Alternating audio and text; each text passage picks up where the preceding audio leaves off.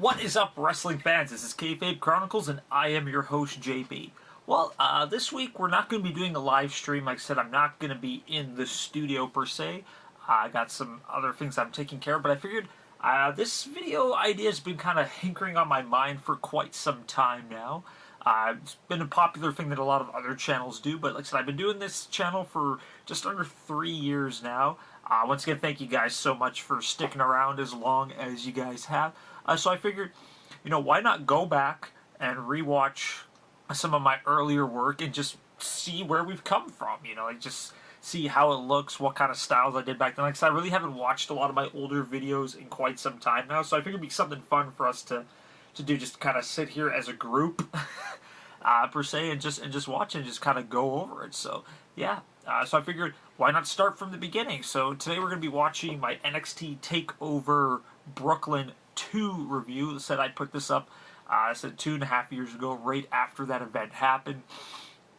Great pay-per-view. Like I said, this one had like Shinsuke Nakamura taking on Samoa Joe, Bayley versus Asuka 2, the debut of Ember Moon. A lot of really good matches. So I thoroughly enjoyed this pay-per-view. So let's see what I had to say about it back in the day. So yeah, let's check it out. Hey everybody out there in YouTube land, it's JP, host of Kayfabe Chronicles, coming at you semi-live, because I actually still got to edit this, so live is not actually happening. Anyway, going to talk to you guys a little bit about NXT TakeOver Brooklyn 2 that happened I really last like the setup. Like I said, I believe I shot this with my cell phone back in the day, so not the camera. I'm going to give you guys my so little as you guys can see, like the camera feel like it was all about. Just right off the bat, NXT up in the TakeOver front. Brooklyn And like the last year lights was one of the really best bright, things as you in can see. Lights are really bright. The entire WWE NXT universe last year, in my opinion. Like Finn Balor versus Kevin Owens. How young I The looked. ladder match was just absolutely phenomenal. But of course, my favorite match of the year, everybody who talks to me knows about it, but Bayley versus Sasha. Bayley versus Sasha won. It still gives me goosebumps when I think about that match. I'll never not promote the hell out of that match. Just to feel good inside. Like, it's just everything in that match went right.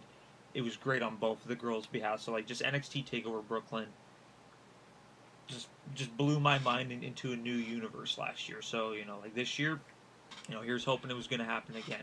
The card, wasn't really like an in-your-face card. Like a lot of the main talents from last season. It's so weird not having like all the live stream stuff scattering, like no chat room or any like the graphics or anything. Like the card itself, you still got a lot of great names. Like you still have Bayley on the card. You still have like Samoa Joe, Shinsuke Nakamura. Like you still have a lot of big name guys.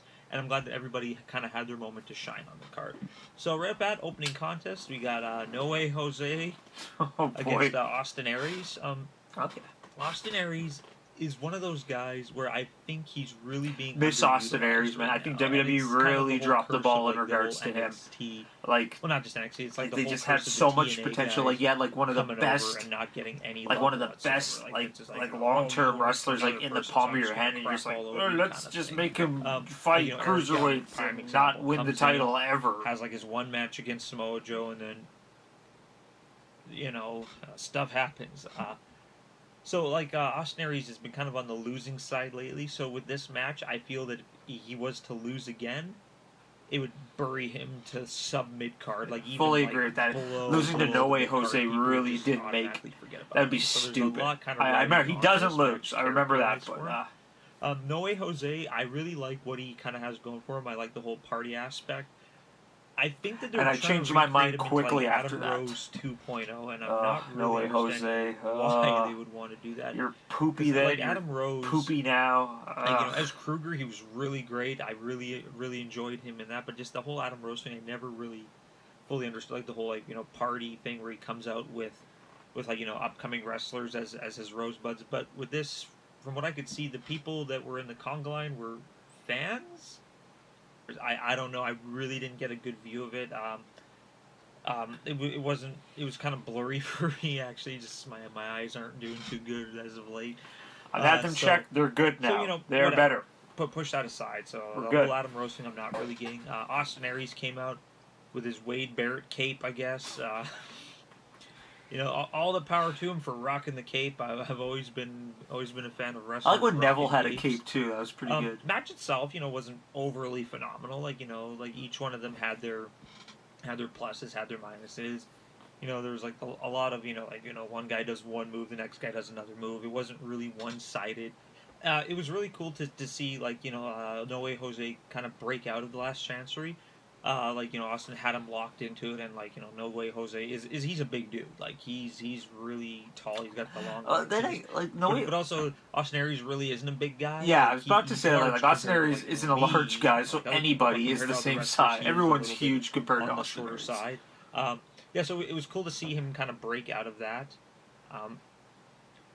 All in all, it was a good opener match. Not a lot going on. Not like any holy shit moments or this is wrestling. It was decent. I swore. He locked in the last chance. I swore. That's crazy. No Way Jose. Don't do that anymore. So it was great. You'll get to see written Austin up. Aries finally get the W.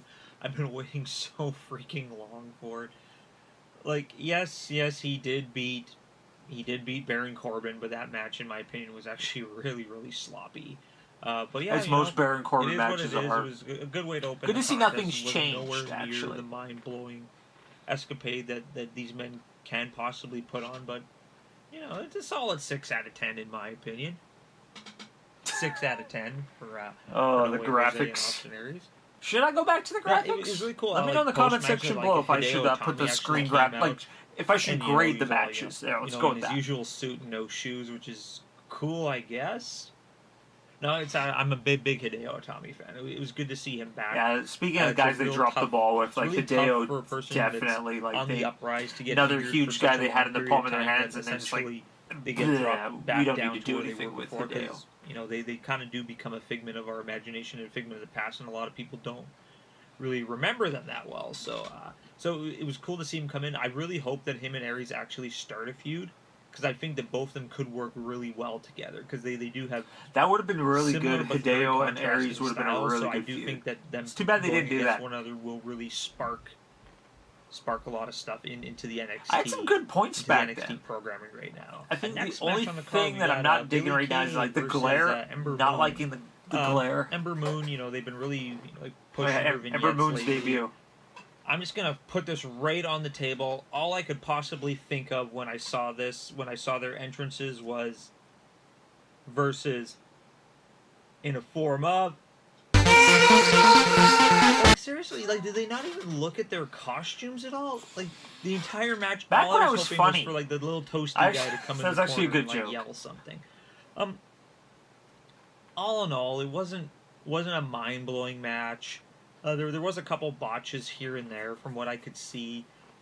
The crowd really wasn't into it compared to the past NXT women's wrestling. Like Becky Lynch and Charlotte and Sasha. Those names always get thrown out. Bayley. I know it's just not on the same level at this moment. Billie Kay does have a lot of potential. I do see her doing a lot. I do really. I could predict the future back then. Billie Kay, as we all know, tag team champion. She's done a lot of stuff. They are going to have a show in Australia. Good on you guys. That's really cool. You got. You got Peyton Royce and Emma and all these people from that area, which is really cool because there is a lot of good stuff going on in that area of the world that not a lot of people do get to see. It's funny that this is back before Rhea Ripley, back before Toni Storm, back before Dakota Kai, back before all these ladies from that area. Debut match for most wrestlers, for Ember Moon, they get their butt handed to them almost the entire match, and they pull off one really big finisher, and then it's all over. And I mean, her finisher was freaking cool. First time I saw it, I didn't really catch what happened, but when they showed it in the replay and they slowed it down, it actually is pretty legitimately badass. It's like a flipping corkscrew into a stunner off the top rope, which was really neat. I actually remember, first time I saw the clips, I was like, all in all, the match, I really and then didn't really do it for me. That was not cool. Smashing either of the ladies. I think both of them have a lot of potential, but and they both did for me, very it was well really for just themselves. A 5. It wasn't completely absolutely amazing that it could be. I do see potential in both of them, and I'm hoping that a lot of good stuff does come from either of them. Next up on the card, we have Almas versus the debuting Bobby Roode, the glorious Bobby Roode. The thing a little funny story about Roode. A couple years ago, when we were the family and I, we were. I love telling this story. To Orlando. We sadly didn't get to see TNA or anything like that. You know, we did the usual Universal Studios, Disney World, all that. But on our way home, it was the day after the TNA, after the weekly TNA show. So we're in line. It's like 4 in the morning in customs, and right in front of us is Rude, and right behind me is Al Snow. And I'm getting all giddy and fanboy. I'm all like, but it's 4 o'clock in the morning, and I don't want to disturb them and talk to them. So you kind of just looked at. I kind of looked at Bobby Roode and did like the whole like, and he did the whole. We connected. It was good. It was awesome. Al Snow and he was on our really flight too. Behind me, We had to transfer from Toronto back to Winnipeg, and of course Bobby Roode just got off in Toronto because that's where he's living. It was cool. But yeah, it was really neat. Like 6 rows ahead of me on the airplane was Bobby Roode, like super young Bobby Roode. And right off the bat, he's like, I'm in Brooklyn. This is a crappy town. And yet, as soon as his music hits, everybody is like treating him like he's a god among men. Bobby Roode is a god among men. Which is what I get, like the whole glorious theme, which is by far one of the best themes going in the entire industry right now because it's glorious. Glorious. Yeah, I'll stop. So he came out like this giant pillar. And then it like slowly descended him so he could. I need to put more jokes back in my reviews. That'd be a lot of fun. Absolutely amazing. So unfortunately, during the live stream, you really can't do that. But they're not. The only time I really ever put jokes is when I'm doing like my long reviews, like my history lesson. But I really think I should put more humor back into the show. Go back to this. This is good stuff. Cheap heat moves, crapping on the town and pulling like cheap moves in the ring and just being pompous. But it wasn't working. Like, they're just completely bowing down him, which is awesome because I'm so glad that the Rude is getting the recognition that he deserves. I've always been a fan of him. Except the Glorious Bomb is a horrible finisher. Pub handles are ridiculous and dumb. No, Bobby Roode. Bad. If I had a water bottle right now, I would spray you. Bad. You're awesome, but poo-poo finisher. The match itself and then eventually he did switch to the glorious DDT because even he realized that pump handle slams are stupid. What do you guys think about pump handle slams? Let me know in the comment section below. And if you like them, you're wrong. Almost his tights. Kudos to like the WrestleMania 7 Macho Man tights, the Macho King tights. I'll give you some credit to those. I like old school like Andrade almost, where you had like the fedora and like the suspenders. You should bring that back. Used high impact moves. It was like a counter fest. Highlight for me was when he had like almost on top rope and then almost did like a flip power bomb but landed on his feet. That was really, really cool. I'm not going to go overly detail of this match just because, I want to keep the video short this time. But all in all, it was better than the other two matches, hands down. It still wasn't phenomenal that it could be. They worked very well together. I actually hope that they continue a feud between the two because I do see a lot of potential happening with them. Obviously Rude did get the victory because he's glorious. And yeah, I give it about a 6.5 out of 10. It wasn't groundbreaking. It wasn't crap. It is what it is. It was pretty decent. Okay, up after that was the NXT tag titles between the current champions, the Revival, taking on Gargano and Tommaso. The tag division in the NXT has been kind of weird a little bit lately. Like with the recent call-ups of like American Alpha and. I just said there's a lot of cuts in here, which is. I guess I was just kind of blabbing too much, which is what I'm doing right now. Dragons, like all these tag teams that moved up. There's really not a lot of actual tag teams in the NXT division per se. Like Blake and Murphy aren't even a tag team anymore. They're doing like their own single singer now. So in reality, the only actual tag team at this moment was the Revival. Wesley Blake. So they forgot really Sons against anybody. Buddy Murphy, so 2 thumbs up. Wesley Blake went a different route with Gargano and. I was always a Blake fan though. The fun thing about them is that's a lie. They've both been on the independent scene for a long time. Buddy Murphy swerves that though. So when they first came in NXT, they were actually paired up during the Dusty Rhodes Tag Team Classic, and they actually did very well. They made it to the second round, where of course they did lose to the eventual semifinals, where they did lose in the second round to the eventual finalists of Baron Corbin and Rhino.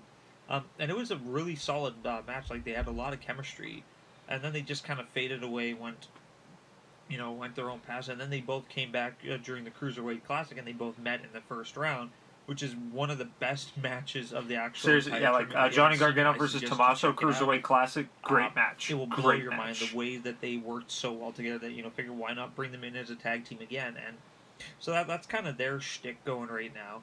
And of course, everyone knows like the Revival have been, been around for a while now. They are the two-time tag champions. Apparently, they knew each other growing up. I'd have to research that.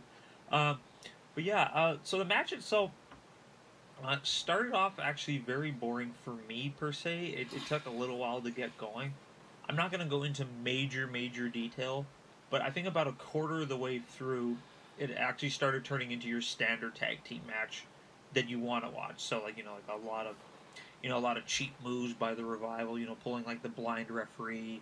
Every time he's about to make his tag, the referee gets distracted, stuff like that. Blind referees in tag team matches. The match during it, like the moves that they were pulling off, pulling off a lot of double team. Trying to really remember this match. Each other, I remember the ending. I remember how it ended. There was a lot of remember like during the match. Definitely the best match on the card up until that point, hands down. Nothing even close to that. I do like what they did at the end. Spoiler alert. Where Gargano and Tommaso hit him with the double super kick to the head. Then they count 1, 2, and then he got his foot on the ropes and the referee didn't see it, but then the referee did, so he caused it. But then in the replay, you actually saw that he grabbed his foot and placed it on the rope, which was kind of cool. Like that's your stereotypical dick heel move to pull off. The entire match was really solid. I like that they had the hope where you thought that they had won the titles, and of course, it was taken away, and then, Tommaso gets knocked out outside the ring, and it's just all double teaming, and then he, puts him into the submission hold after he chop blocks his knee. Overall, it was the best match leading up to that point, hands down. I give it like a solid 8 out of 10, just for everything that was going on in it. It was a great match. I hope that they continue this rivalry between the two. And they did. One thing that kind of threw me for a loop is at the end of the match. Revival left with their belts, and Gargano's lying in the ring, and Tommaso comes in. I so thought he was going to heel turn. I thought he was going to pick him up and be like, okay, it's okay. Oh, little did we know. I was just early. See, WWE, hire me. I predicted this. I predicted this a year and a half before it happened. Shocking to me that it didn't happen. Up next, the match that I was pretty much looking forward to the entire pay-per-view, essentially, the Women's Championship. Women's wrestling. If you guys haven't seen the WWE 24 documentary of the great documentary, please check it out. Do yourself a favor. It completely takes it all the way from the Moolah days up until now, showing the ups and downs, how it went really high, then hit its downfall, and then up again, and then a downfall, and now where it is now. The second downfall is what I call the Kelly era. Dead right on the head. I don't hate her. She was just garbage. This match going into it, we all knew that Bayley is probably going to get called up after this match. She's one of the last of the original NXT people to still kind of be dwindling on the roster, and everyone kept wondering, how come she hasn't been called up? How come she hasn't been called up? Blah blah blah blah blah. Because all these other people ahead of her, like Dana Brooke, Carmella, Alexa Bliss, Nia Jax, all these other women wrestlers have been called up ahead of her, where she is hands down better than all of them combined. For wrestling ability, likability, all that stuff. So going into this match, we all knew that this was probably going to be her last NXT match, so of course she wasn't going to win the title. Why would they do that? But there was that small glimmer of hope that she would win the match. Last year at NXT TakeOver Brooklyn, the match between Bayley and Sasha Banks was pure magic. And I'm not talking magic like this.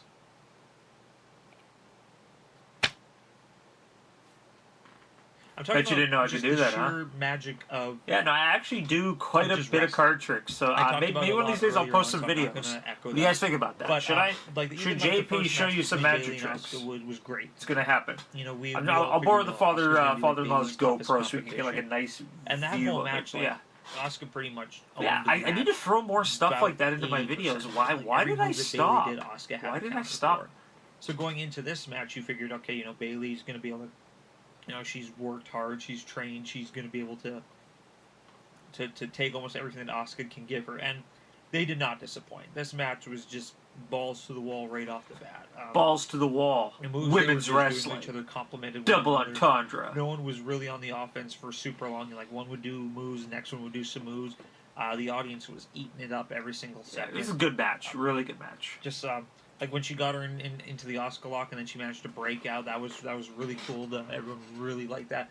I think the real part of me that the only part I really didn't like was kind of the ending. It was very similar to the last NXT TakeOver where it was Nia Jax versus Asuka, where like Asuka like kicks her a couple times, pins her 1, 2, and then she gets out like, you know, oh, you can't beat me, and then boom, kick to the head, 1, 2, 3, done.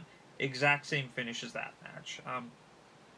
Yes, it's heartbreaking that Bayley didn't win, but it's also kind of like the closing of a chapter for her.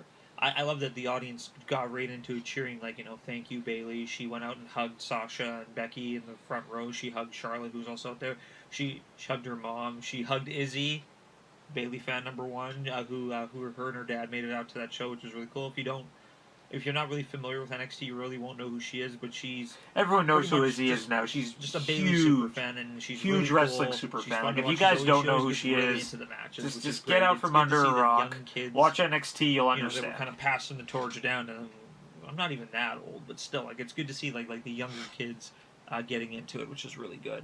So pretty much, like, just the end of the match, the part that really got to me is as she was walking away, she kind of like pointed down at the NXT logo on the ramp and did like a hand gesture, pretty much flat out saying like, I've paved the way for the next people, and so like, this is my time. I'm now on my way out, which is great. It's gonna be sad to not see her there anymore, but I'm really excited to see her on the main show. Is she gonna end up on Raw? Is she gonna end up on SmackDown? Who knows?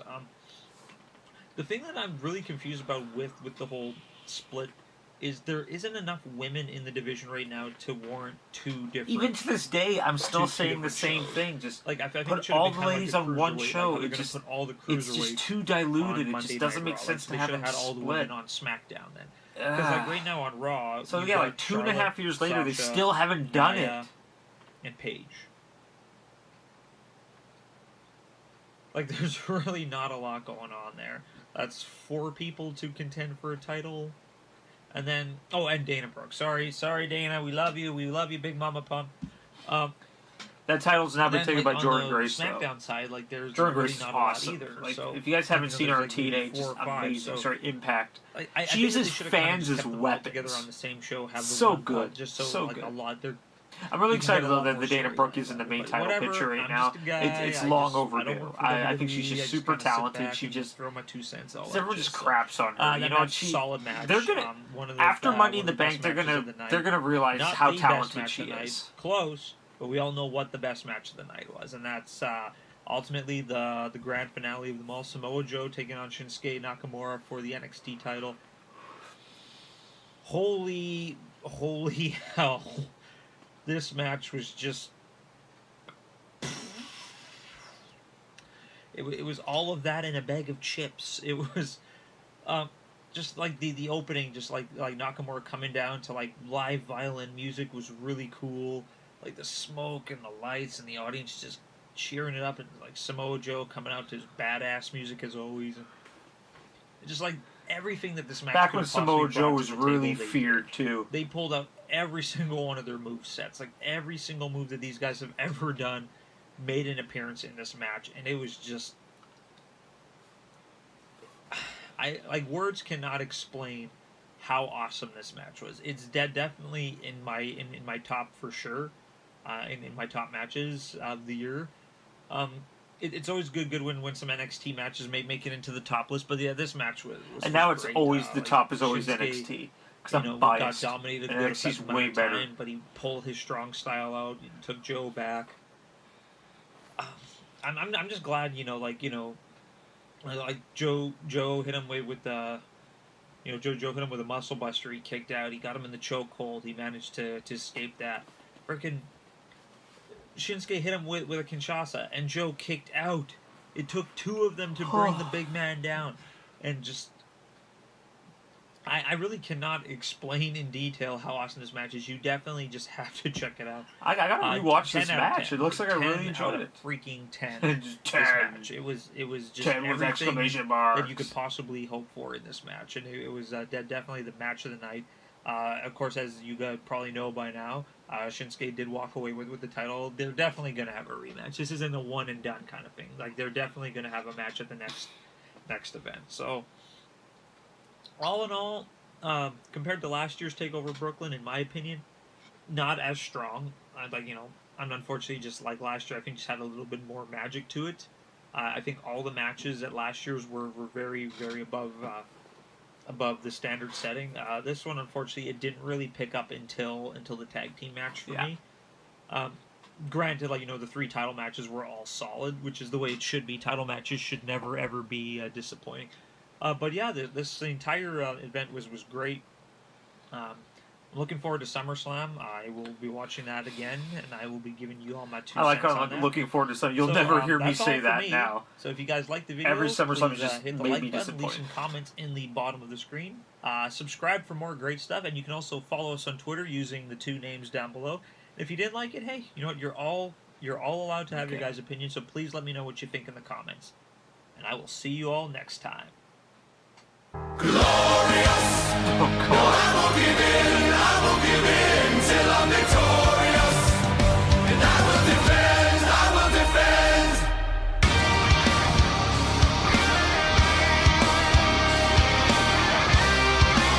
Oh, wow. Glorious!